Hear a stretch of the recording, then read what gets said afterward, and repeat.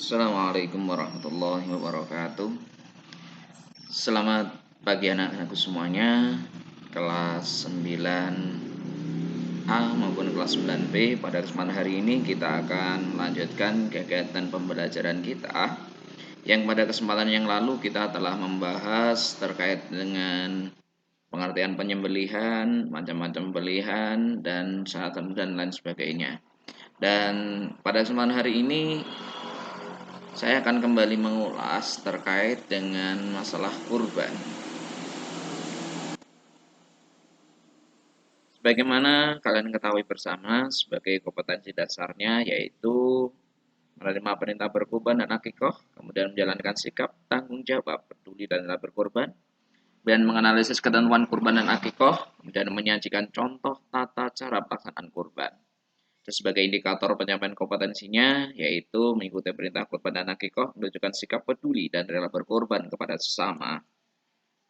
Kemudian menjelaskan pengertian kurban, hukum dan dalilnya, dan kemudian mengidentifikasi syarat-syarat binatang untuk kurban, kemudian memetakan hal yang disunahkan dalam kurban, menganalisis waktu pelaksanaan kurban, mensimulasikan teknik bagian dan distribusi daging kurban. Nah, coba kalian bisa amati pada gambar di bawah ini, kira-kira menurut kalian mereka sedang melakukan apa ya?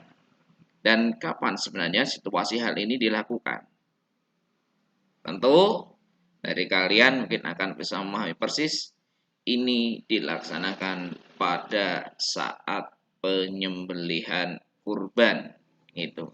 Ya, memang masing-masing daerah mungkin tata caranya ada sedikit berbeda, tapi pada prinsipnya sama mengerucut pada aturan syariat Islam.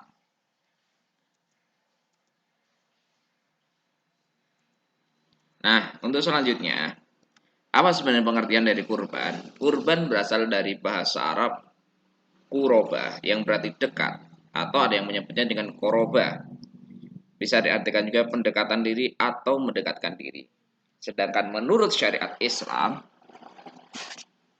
kurban adalah penyembelihan binatang ternak yang memenuhi syarat tertentu dilaksanakan pada waktu tertentu dengan niat ibadah guna mendekatkan diri kepada Allah. Hukum dari melaksanakan kurban. Kurban adalah ajaran yang disyariatkan Nabi Ibrahim alaihissalam. Maka umat Islam diutamakan untuk melakukan syariat ini setiap tahun. Dan hukum melaksanakan kurban, hukumnya adalah sunnah muakkad. Dan hukumnya wajib bagi orang yang bernadar. Apakah itu nadar? Nadar adalah telah berjanji. Dia telah berjanji ketika hajatnya dipenuhi, maka akan berkurban. Maka di sini jika sudah mengatakan janji, maka wajib hukumnya bagi dia melaksanakan kurban setelah apa yang diharapkan tercapai. Dan untuk selanjutnya, secara singkat dari perintah kurban. Perintah kurban ini bermula dari kisahnya Nabi Ibrahim alaihissalam melalui mimpi pada malam ke-8 di bulan Zulhijjah untuk menyembelih putranya Ismail, putra yang sangat dicintai.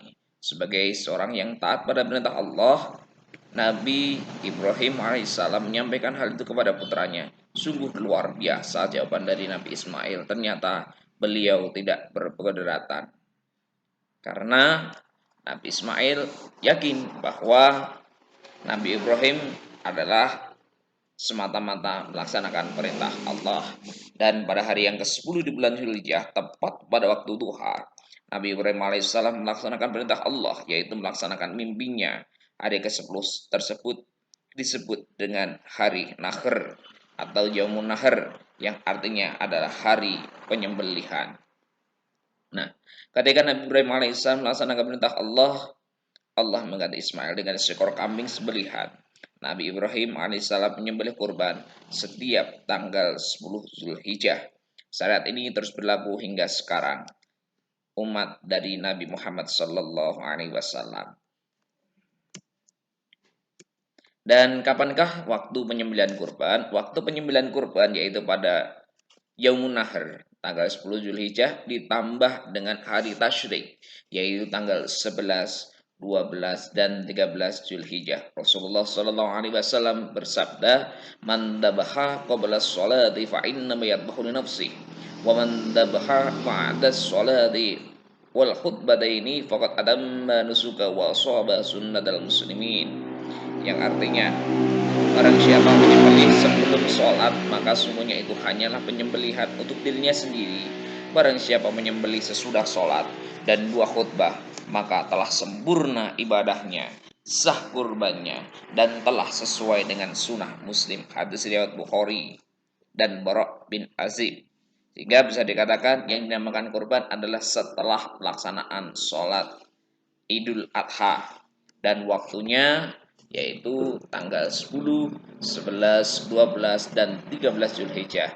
Jika kurang atau lebih dari waktu itu, berarti dikatakan penyembelihan biasa, bukanlah termasuk dalam kurban.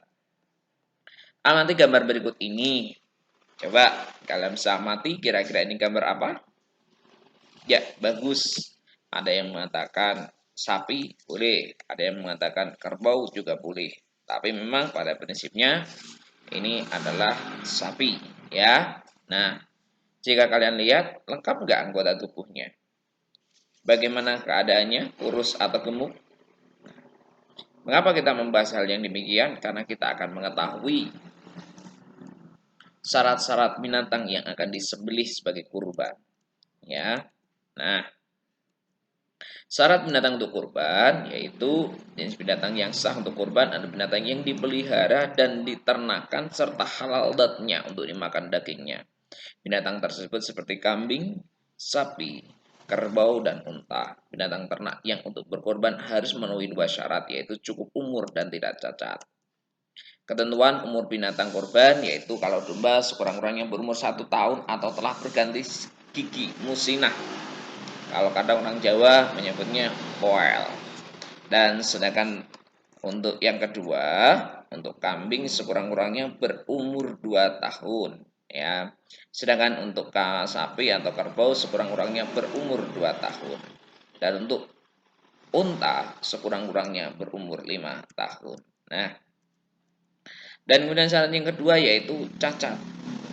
Binatang yang cacat menyebabkan tidak sah dipergunakan untuk berkorban, yaitu misalkan binatang tersebut sakit mata atau buta, maka tidak sah. Yang kedua, sakit atau tidak sehat, itu pun tidak sah juga. Kemudian pincang kakinya, itu tidak boleh. Kemudian terlalu kurus dan tua sekali, itu pun juga tidak boleh. Maka hati-hatilah ketika kalian ditunjuk sebagai panitia kurban, haruslah betul berhati-hati dalam menerima binatang kurban. Kemudian sunah-sunah menyembelih binatang khususnya pada penyembelihan kurban yaitu yang pertama membaca basmalah, yang kedua membaca sholawat Nabi, kemudian membaca takbir Allahu Akbar. Kemudian binatang kurban dihadapkan ke arah kiblat, membaca doa sebelum berkurban, disembelih oleh orang yang berkurban. Nah, ini jika mampu disembelih sendiri. Jika memang tidak mampu, bisa diserahkan kepada panitia untuk menyembelih dan mengelolanya. Nah, untuk mempraktekkan penyembelihan binatang kurban, ya, ini kalau kalian ingin praktek bisa mencari miniatur hewan, jangan hewan betulan karena akan sulitan ya. Kemudian menyiapkan alat yang tajam, kemudian menyiapkan lubang atau kotak kecil untuk penampungan, dan kemudian aturlah miniatur hewan yang hendak disembelih dan melakukan penyembelihan. Pastikan jalan makan minum, jalan nafas benar-benar putus, kemudian menguliti hewan kurban jika hewan sudah benar-benar mati. Nah, kalau kalian mau melaksanakan kurban, bagaimana? Sebagai seorang muslim yang mampu, kita diharuskan melakukan kurban sebagai bentuk ketaatan hamba terhadap Allah. Ketaatan kita sangat jauh jika dibandingkan dengan ketaatan Nabi Ibrahim alaihissalam untuk menyembelih putra kesayangannya yaitu Nabi Ismail alaihissalam. Nah, sebagai tugas mandiri terstruktur bagi kalian, yang pertama, tanyakan pada pemuka agama daerahmu apakah boleh niat berkurban bagi orang yang sudah meninggal dunia. Nah, ini penting ya. Kemudian yang kedua, bacalah sejarah peristiwa kurban, kemudian tulislah nilai-nilai atau ibroh yang dapat kita ambil dari Nabi Ibrahim alaihissalam dan Nabi Ismail alaihissalam tentang peristiwa sejarah kurban. Nah, anak-anakku semuanya, silakan ada tugas bisa kalian ketik langsung pada WA, kemudian kirimkan kepada Bapak ya kepada Pak Subhan melalui WA secara pribadi gitu ya. Dah, kiranya cukup sekian untuk pertemuan kita pada kesempatan hari ini. Mari kita akhiri bersama dengan membaca hamdalah bersama-sama. Alhamdulillahirabbil alamin. Cuci tangan sampai bersih. Cukup sekian, terima kasih. Wallahu muwaffiq lakum. Assalamualaikum warahmatullahi wabarakatuh.